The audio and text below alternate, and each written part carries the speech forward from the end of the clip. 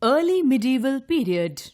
The medieval period in India starts with the decline of Harshvardhan dynasty in the 8th century and lasts till 18th century, witnessing the decline of Mughal Empire. The medieval period has again been divided into two sections: early medieval period 8th to 12th century and later medieval period 13th to 18th century. In the early medieval period, there were many wars among the regional kingdoms to establish their supremacy in the region. North India. After the death of Harshvardhan, North India broke up into several small regional kingdoms. There were internal conflicts among kingdoms to emerge as a supreme power. Many of these kingdoms were ruled by Rajput chiefs. Historians and scholars differ about the origin of Rajputs. Most scholars agree that they were Kshatriyas.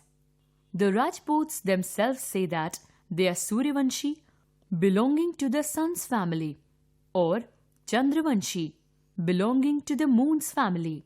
The most acceptable theory is that Rajputs are the descendants of foreign tribes like the Hunas, Sakas, Kushanas, Gujjars, etc.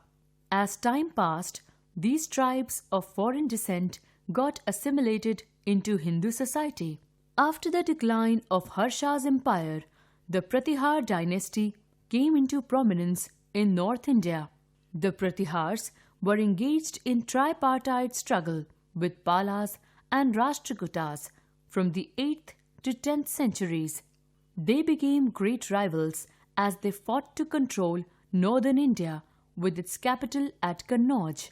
The conquest of Kannauj meant control of rich resources of the upper Ganga valley, trade and agriculture. This tripartite struggle weakened all the three. Pratyahars declined after they were defeated by Mahmud of Ghazni in 1018 CE. The four most important Rajput kingdoms that arose on the ruins of Pratyahar kingdoms were Chandelas of Bundelkhand, the Solankis of Gujarat, the Parmars of Malwa, and the Chauhans of Delhi and Ajmer. Peninsular India. Like the North India, Peninsular India also had many kingdoms which were constantly fighting among themselves. During the 8th century, in the northwest Deccan, the Rashtrakutas of Malkhed came into prominence under Dati Durga by overthrowing the ruling Chalukyas of Vatapi. During this time, the Pallavas of Kanchipuram ruled the southeast Deccan, whereas the kingdoms of the Cholas of Tanjavur, the Pandyas of Madurai, and the Cheras of Kerala lay further south. In the tripartite struggle, the Rashtrakutas competed with the Palas and the Pratyahars of North India. Let us briefly understand the rise of these three dynasties. Palas. The name Pala means the guardian and was used as a suffix to the names of all the Pala monarchs. Pala dynasty was founded by Gopal in 750 CE. He was the first independent Buddhist king of Bengal who came to power through democratic elections. He consolidated his position by extending his control over entire Bengal. He was succeeded by Dharmpal, who made Palas a dominant power in North India. Some Tibetan accounts tell us that Palas were patrons of Buddhism. Dharmpal also founded the famous Vikramshila University in Bihar. Pratyahars. The Pratyahar dynasty was founded by Nagbhatta I in 725 CE in the region of Rajasthan and Gujarat.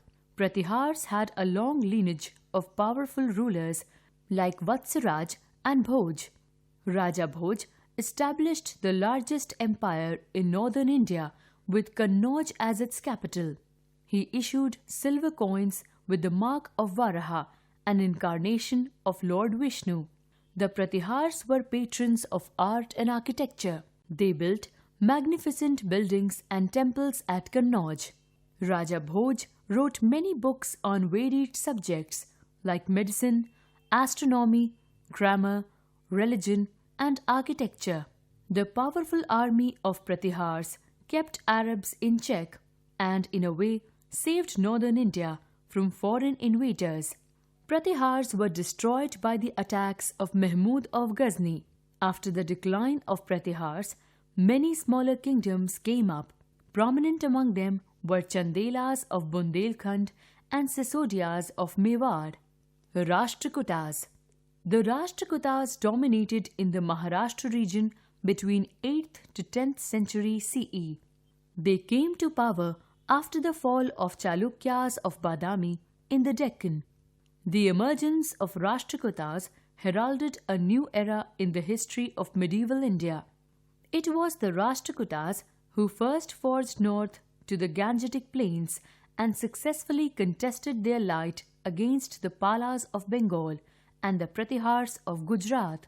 Dravidian-style architecture reached its pinnacle, the finest example of which are seen in Ellora and Elephanta caves in Maharashtra and the Kashi Vishwanath temple in Karnataka.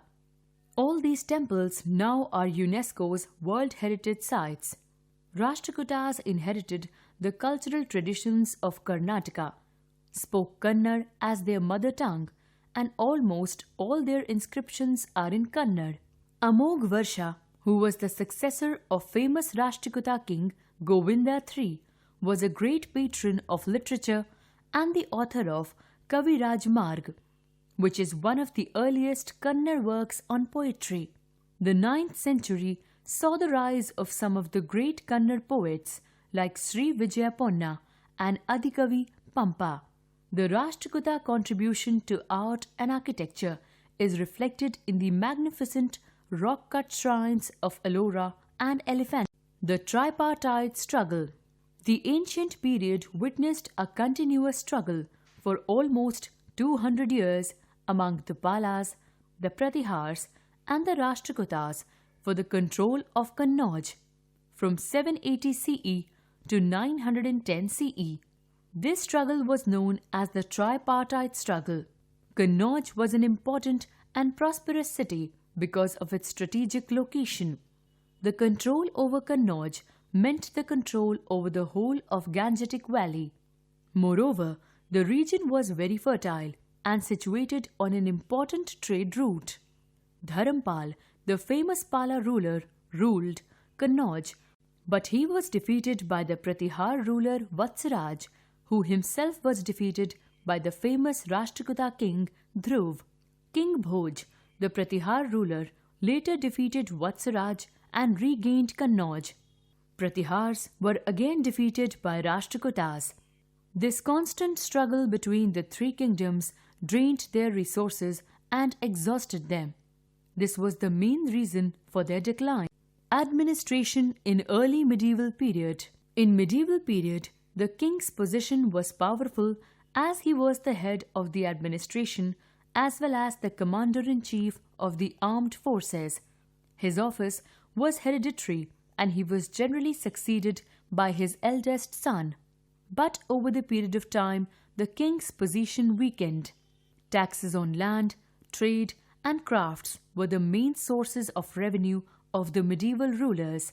This revenue met the expenses of royal households, wars, administration, and the construction of amenities for public welfare. The burden of taxation fell heavily on peasants, small artisans, and craftsmen.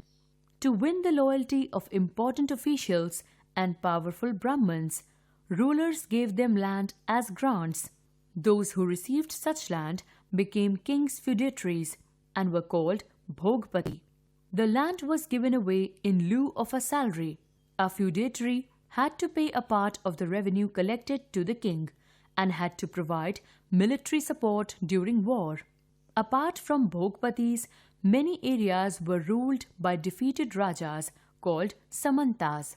When a ruler was defeated in battle, his territories were returned to him, but he had to pay a fixed tribute and had to attend the darbar regularly. Over the years, the Samantas who got large land grants grew very powerful. They often granted land to lesser feudatories. They also took lofty titles such as Mahasamanta or Mahamandaleshwar. The king became highly dependent on his feudatories. During the course of time, the feudatories grew ambitious, and some of them became independent when the king's powers declined.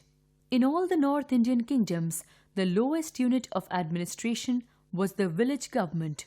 The villages had committees to look after schools, roads, temples, water tanks, and wells.